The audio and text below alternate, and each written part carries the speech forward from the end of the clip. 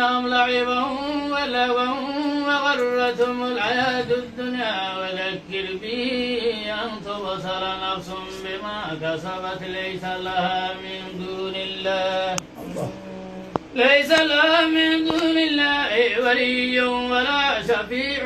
وإن تعدل كل عدل لا يؤخذ منها أولئك الذين خسروا بما كسبوا لهم شراب بحميم وعذاب أليم بما كانوا يكفرون. فندعو من دون الله ما لا ينفعنا ولا يضرنا ونرد على أعقابنا بعد إذ هدانا الله كالذي استهوته الشياطين في الأرض لا إله إلا هو أصحاب